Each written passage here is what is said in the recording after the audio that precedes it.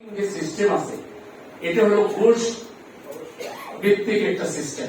অর্থাৎ আপনার গাড়িটা যদি আইন লঙ্ঘন করে আপনি যেখানে সেখানে রাখেন, তাহলে তো ভিতরে ভিতরে ট্রাফিক পুলিশ আল্লাহ শুক্রিয়া আদায় করে আলহামদুলিল্লাহ। এমনি আলহামদুলিল্লাহ না বললেও আপনি যখন গাড়িটা রাইট প্লেসে না রেখে রং প্লেসে রাখেন তখন শুক্রিয়া আদায় করে যাক, তাই রুজির ব্যবস্থা করে। তারা চাই আপনি রং জায়গায় গাড়িটা রাখেন, তারা ইনকাম করে। তাহলে আপনি আধুনিক ট্রাফিক সিগন্যাল সিস্টেম করেন, তাহলে তো আর এত যানজট হয় না। তারপরে রোড ন্যাশনালাইজেশনের মাধ্যমে আপনি গাড়িগুলোকে এক একটা রুটে এক একটা কোম্পানির গাড়িকে পাঠান, এক এক কোম্পানির গাড়ি এক একটা রুটে চলবে। এই যে দুইটা তিনটে একসাথে চলতে গিয়ে যেখানে সেখানে তামায় ধাক্কাধাক্কি করে কে বেশি ব্যবসা করবে, কে বেশি প্যাসেঞ্জার উঠাবে, এই ধাক্কাধাক্কি বানানো একটা সিস্টেমের মধ্যে আনেন না।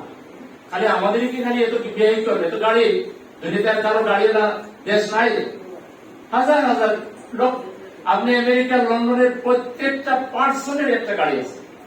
একটা পরিবারে যদি 5টা লোক থাকে, 5 জনের 5টা গাড়ি, তো তারা কিভাবে এগুলো ম্যানেজ করতেছে? এগুলো আমাদের দেশে করবে না, কারণ প্রথমত এগুলো চিন্তা করার সময় তাদের নাই। মাথায় এই মোটিভ, জনগণকে শোষণ করতে হবে, খাইতে হবে। এই যে কয়েকদিন আগে ইন্টারিম গভর্নমেন্টের সময় একজন ছিল এজাজ শাহ, নাম বোঝায় দাঁড়িয়াল বদল। আমি তার কাছে কয়েকবার গিয়েছেন, একটু সাহায্য সহযোগিতা নিয়ে সমাজের উপকার করার চেষ্টা করি। উনি বিদায় নেওয়ার সময় বলল, আমি 1600 কোটি টাকা সিটি কর্পোরেশনের ফান্ডে দেওয়া হচ্ছে, কোন অ্যাকাউন্টে কত টাকা আছে আমি আপনাদেরকে একেবারে লিখিতভাবে দিতে পারবো, আমার টাকা কোথায় রেখে যাচ্ছি। উনি কিন্তু হুঁশিয়ার মানুষ, কারণ জানে পরে এই টাকা হদিস থাকবে না। এই জন্য বললো, আপনারা জানতে চাইলে আমি বলে দিব কোথায় কোথায় কি আছে। তার 1 সপ্তাহ 10 দিন পরে এক সাংবাদিক জিজ্ঞেস করলো প্রেসিডেন্ট যিনি প্রশাসক থাকে, যে আপনি এত টাকা পয়সা আছে ডেভেলপমেন্ট করছেন না কেন? আমার কাছে মাত্র 25 কোটি টাকা আছে। কোথায় 1600 কোটি আর কোথায় 25 কোটি? এই হলো আমাদের দেশের যারা নেতৃত্বে আছে, তারা আপাদমস্তক দুর্নীতি, দুঃশাসন, ঘুষ বাণিজ্য এবং সমাজের যত আকাঙ্ক্ষ মাদক ব্যবসার সাথে এই প্রশাসনের ছত্রছায়ায় এইসব মাদক ব্যবসা গুলো হয়। মাদক ব্যবসা আছে, মাদক এত সহজ হয়ে গেছে। পার্লামেন্টে একজন মহিলা আমি বলেছেন যে খাইতে ভেজাল আছে, কিন্তু মাদকে কোনো রমরমা মাদকের ব্যবসা। আপনার আমার ছেলে মেয়ে নাতি পুতি এরা ধ্বংসের উপর বহর করে চলে যাচ্ছে। কিশোর গ্যাং, সন্ত্রাস, এগুলোকে লালন করা, এগুলোকে লালন করা হয়। সুতরাং আমরা যে, আমি এক কথা বাড়াচ্ছি না, আমি হয়তো বর্জ্য ব্যবস্থাপনা নিয়ে কিছু প্রশ্নের উত্তর দিতে পারবো, কিন্তু সময় আপনাদেরকে একটু ধৈর্যের দিকে নিয়ে যাবে। আমি শুধু এটুকু বলতে চাই, এখানে যে প্রবলেম গুলো আছে, বর্জ্য তো এখন অ্যাসেট হিসাবে ব্যবহার করা হচ্ছে। আমি কিছুদিনের ভিতরে ঢাকা শহরে কতগুলো ময়লার বক্স স্থাপন করবো, আপনারা দেখতে পারবেন। সেই ময়লার বক্সে প্লাস্টিক জমা দেওয়ার জন্য বলবো, প্লাস্টিক গুলো আপনারা জমা দিবেন। তারপরে এই প্লাস্টিক থেকে কি কি বানানো যায় সেটা বানিয়ে আমি আপনাদের মধ্যে সার্কুলেট করবো, অন্তত আপনাদের ছেলে মেয়েদের মধ্যে করবো। বর্জ্য থেকে এখন সার বানানো হচ্ছে, বর্জ্য থেকে রিসাইক্লিং বিদ্যুৎ উৎপাদন করা হচ্ছে, বর্জ্য থেকে বিভিন্ন ধরনের বক্স, বিভিন্ন ধরনের মানুষের ব্যবহার্য নানা এলিমেন্ট, উপাদান তৈরি করা হচ্ছে। কিন্তু আমাদের দেশে বর্জ্য শুধু বাড়তেছে, কিন্তু বর্জ্যের কমানোর এবং বর্জ্য ব্যবস্থাপনার কোন আধুনিকতা আমরা দেখতে পাচ্ছি না, কোন চিন্তা নাই। বরং ময়লা যেগুলো নিয়ে যাচ্ছে, একজন বললে ছড়িয়ে ছিটিয়ে দিয়ে আমাদের বয়স্ক মানুষ যাদের ইমিউনিটি পাওয়ার কমে যায়, তাদের রোগ ব্যাধি বাড়তেছে, শিশুদের রোগ ব্যাধি বাড়তেছে। এই যে কয়েকদিন আগে হামের মৃত্যু, আমরা মৃত্যুর মিছিল দেখলাম।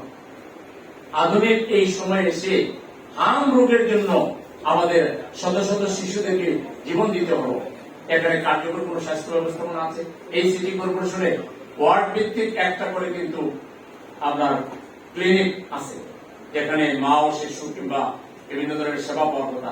দেখেন ওখানে কারা কারা বসবাস করে। প্রাণী জগতের কিছু মানে অচেনা অজানা প্রাণী ওখানে আপনি বসবাস করতে পাবেন। মানুষের ওখান থেকে খুব ভালো কোনো সুযোগ সুবিধা পাওয়ার চেষ্টা করেন। কিন্তু এই ফান্ডগুলো উঠানো হচ্ছে, এই ফান্ডগুলো উঠানো হচ্ছে এবং এগুলো প্রতিপদের ব্যক্তি, সিটি প্রশাসনের সাথে জড়িত ব্যক্তিরই কিন্তু বাদ করে রাখা হচ্ছে। আমার গরিব মানুষরা পাচ্ছে না। প্রয়োজনে আমরা কোনো চিকিৎসা আপনাদের পাচ্ছি না। চিকিৎসা বলেন, শিক্ষা বলেন, এই শহর একদিকে অত্যধিক পপুলেশন, পৃথিবীর বোধহয় 7-8টা শহরের মধ্যে সবচেয়ে বেশি বসবাসযোগ্য মানুষ, সবচেয়ে বেশি বসবাসকারী মানুষ এই শহরে।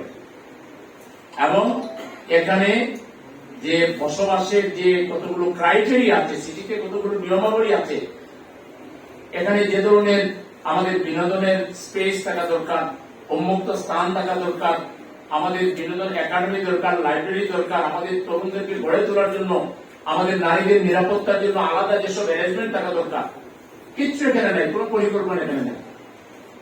সুতরাং এই যেভাবে চলছে এভাবে যদি আমরা চালাতে চাই, তাহলে তো ভোট আসলে আমরা আমাদের মতো করে চালাই, আমাদের দুর্ভোগ বাড়তে থাকবে। আমাদের শুধু বাড়বে না, আমাদের পরবর্তী জেনারেশন আমাদেরকে তারা অভিশাপ দেবে যে আমাদের পূর্বপুরুষরা কি করলো, তারা একটা ভালো নেতৃত্ব কেন প্রতিষ্ঠা করলো না, তারা বকা দিবে আমাদেরকে।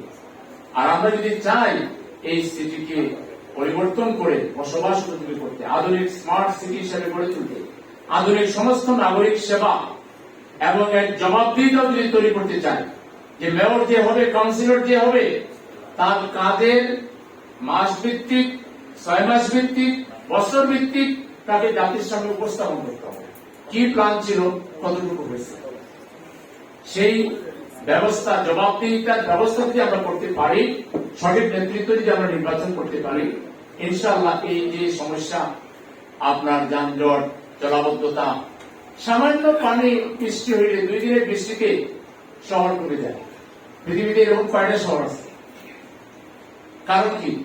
এই যে ড্রেনেজ গুলো, নানা নর্দমা গুলো বন্ধ হয়ে, পানির প্রবাহ বন্ধ হয়ে, এখানে এই ড্রেনেজ গুলোর উপরে তারা অনেকে বাড়ি বানাই দেয়, অনেকে আপনার বড় বড় মার্কেট উঠে গেলে, বড় বড় রাস্তা বানাই দেবে। তো সরকারের দায়িত্বটা কি? সরকারের দায়িত্ব হলো এগুলো ওপেন করে দেওয়া, খালগুলোকে আরো খনন করা, খাল এবং জলাশয়ের মধ্যে সংযুক্তি করা। ঢাকা হলো চতুর্দিকে নদী কর্তৃক ঘেরাও করা। এই ঢাকার আশপাশের নদীগুলোকে যদি ডেজার্ট করা হয় এবং নদী পথে যদি আমাদের স্টিমার, লঞ্চ, এগুলোর মাধ্যমে যদি পণ্য পরিবহন করা হয়, তাহলে বড় বড় ট্রাকগুলো যে ঢাকার উপর দিয়ে যায়, যানজটের অন্যতম কারণ আরেকটা, রাস্তা নষ্ট অন্যতম কারণ এটা। ঢাকাকে একটা নান্দনিক শহরে পরিণত করা যায়। ওয়াটার বাস চালু করে এই ঢাকার চতুর্পাশে কয়েক অন্তত 50-100 কিলোমিটারে ওয়াটার বাস আমাদের লোকেরা যেতে পারবে, এনজয় করবে, আবার তার যাতায়াত স্মুথ হবে। ঢাকা শহরের যানজট তাকে বাড়ানোর দরকার নেই, কিন্তু কে করবে এগুলো? করার কোন লোক আমাদের নেই। এই জন্য চিন্তাশীল, দায়িত্বশীল, মানবিক, পরিবর্তনকামী নতুন নেতৃত্ব যদি আমরা তৈরি করতে পারি, ইনশাআল্লাহ এই সমস্যাগুলো 2-2.5-3 বছরের ভিতরে, এরপরে এই সমস্যাগুলো একটা খুঁজেও পাওয়া যাবে না মাইক্রোস্কোপ দিয়ে, ইনশাআল্লাহ। আমরা সেটা পরিবর্তন চাই কিনা? কারা কারা চান দেখে একটু পরিবর্তন চাই? তাহলে পরিবর্তন চাইলে কি হবে? এই জন্য এখন থেকে আমাদের তৎপরতা শুরু করতে হবে, আলাপ আলোচনা শুরু করতে হবে, আত্মীয় স্বজন, বন্ধু বান্ধব, আমাদের সামাজিক অনুষ্ঠান, বিভিন্ন জায়গায় যে অনেক দেখেছি, একবার যারা ইসলামী মূল্যবোধে বিশ্বাস করে, অন্তত দুর্নীতি করবে না, চুরি চামারি করবে না, ঘুষের বাণিজ্য করবে না, এবং মানুষের হক নষ্ট করাকে মানুষের অধিকার নষ্ট করা মনে করবে, এই ধরনের একদল লোককে এবার আমরা কাউন্সিলর মেয়র বানাই, একবার আমরা টেস্ট করে দেখি। আমার বিশ্বাস 54 বছরের কত, 54 বছরের বিড়ম্বনা আমরা 2-2.5-3 বছরের ভিতরেই এগুলো সমাধান দিতে পারবো। আমরা ইতিমধ্যেই আমাদের নগরবিদদের সাথে বসেছি, আমরা সামনে আজকে কিছু আমাদের সামাজিক কাজ দেখেছি, সামনে এই প্রত্যেকটা ইভেন্টে আমরা কি সমাধান দিব সেটা আপনাদেরকে প্রেজেন্টেশনে দেখাবো, 5টা 7টা 10টা করে দেখাবো যে এই কাজগুলো আমরা করবো। এর সাথে আপনাদের কোনো যোগ থাকলে আপনারা করবেন, বিয়োগ থাকলে করবেন, তারপরে আমরা দায়িত্ব পেলে সেটা করে দেখাবো ইনশাআল্লাহ। অন্যরা যারা দাঁড়াবে তারাও করুক, তারাও দেখাক, আর তাদেরকে এটাও দেখাইতে হবে যে এর আগে তারা এটার জন্য কি করেছে। এখন কারো দেখাতে যদি আমি 5টাতে গেলাম, আমাদের 6টাতে গেল, এটা তো লাভ হবে না। তুমি এর আগে যে দায়িত্বে ছিলে কি করেছো সেটাও দেখাইতে হবে নাকি? আমরা দায়িত্বে না থেকেও কি করেছি এটা দেখিয়েছি। প্রয়োজনে আমরা গত 10 ইয়ার্সে কর্মসংস্থানে আমরা কি করেছি, তরুণদের জন্য আমরা কি করেছি, সব আমরা এখানে একেবারে সংখ্যানুপাতিক আকারে আমরা এখানে তুলে ধরবো ইনশাআল্লাহ। আমরা ক্ষমতায় না গিয়েও কি করেছি, আর সামনে কি করব। আপনারা ক্ষমতায় থেকে কি করেছেন, সামনে কি করবেন, জাতির সামনে সেটা সব করেন, তারপর জনগণ উইল ডিসাইড, ঠিক না? ইনশাআল্লাহ আমরা কাজ করছি। আপনাদের ভালোবাসা দোয়া আমাদের সাথে আছে। আমরা আরেকটু সক্রিয়তা চাই।